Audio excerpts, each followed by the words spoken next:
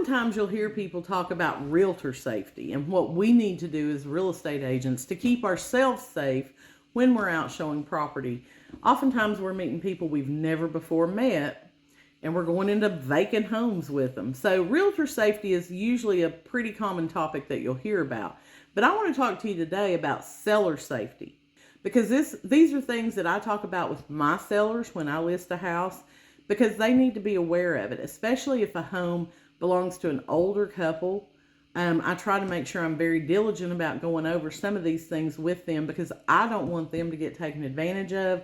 I don't want them to get their house broken into later because they didn't take the right steps. So let's talk a little bit about seller safety. Number one, you need to realize that when you list your house for sale, there's going to be people coming into the house that you don't know. Granted, they're going to have an agent with them, but you'd be amazed at how many times, the wife takes off to go look at the kitchen and the husband's looking at the den or the living room or something else. So the agent may not be with both people at all times. So you want to make sure that you put any valuables that you have locked or in a closet or somewhere that they're not easily visible and easily accessible. Now, here in East Tennessee, my spiel about valuables is if you have cash, electronics that can easily be picked up, guns that are just laying around, if you have prescription drugs that, might be of resale value on the street, you need to keep those locked up. Don't make it easy for someone to steal from you. The second thing is put your knife blocks away. You don't want to give access to someone who tries to push their way into the house. You don't want to give them the weapon they're going to use against you. So maybe keep those just hidden away until your home is under contract. A lot of people think that they have to remove all the photos in their house when they list their house for sale.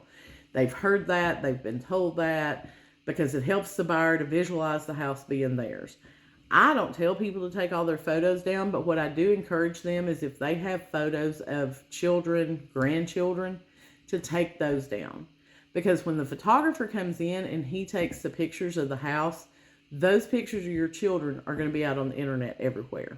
You don't want to lure a sex offender into your home, into your environment, because of the photos of your children. So just be cognizant of that and take those down for the photos, and then feel free to put them back up. I tell my sellers to be aware of Craigslist scams. I had this happen to me a few years ago where I listed a house for sale, and we do advertise our listings on Craigslist. Someone stole the photos of my listing, created their own rental listing on Craigslist, and my seller had people coming up to her house at 9 and 10 o'clock at night, knocking on the door thinking the house was for rent. It was out of control because I was getting so many calls, text messages, and my seller was having people actually go to her house that I had to make a sign that especially said, "This is a Craigslist scam. This house is not for rent, it's for sale," in order to address it. And of course I called the local police, but it's the internet. People can hide behind IP addresses, and there wasn't a whole lot that they could do to assist me with this. But I tell them to be aware of it. Make sure that if somebody comes to your house and knocks on the door and thinking it's for rent, that you let them know real quick, this house is not for rent. If the house is vacant, then I encourage them to have a neighbor watching the house for them, letting them know if weird people are coming up at different times of day or night, so that they can call me so that I can check things out for them. The other thing that's important is when you're having an open house there, make sure that you keep all the doors locked except for the front door.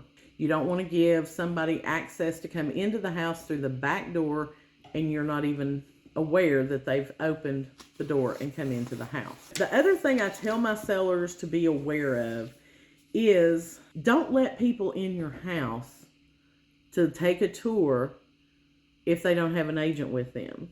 If a buyer's working with an agent, that agent would call me and we will set up an appointment and a time for that person to come through and look at your house. And it amazes me that people see a real estate sign in the yard and will just pull up in the driveway and go knock on the door and be like, "Hey, I saw your house for sale. Can I come in and look at it?" No, don't ever let someone come into your house. You don't want to open the door and then them be able to force their way in, because even though they're under the pretense that they're interested in your home, They may be there to rob you, kill you, do whatever they want to do. So, I leave a stack of my business cards with my sellers, and I tell them, if somebody knocks on your door and wants to see the house, you hand them my business card and you say you call my agent. She'll be happy to show it to you. But do not let anybody in your house that does not have an agent with them. And if they say, oh, my agent's here, make that agent show you their business card. Make them show you something so that you know that they're an agent. Unfortunately, we live in a time where a lot of people are scammers. A lot of people are up to no good. And we need to make sure that we address that with our sellers when we're listing their house. I'm Amy Schrader with RE/MAX Real Estate 10.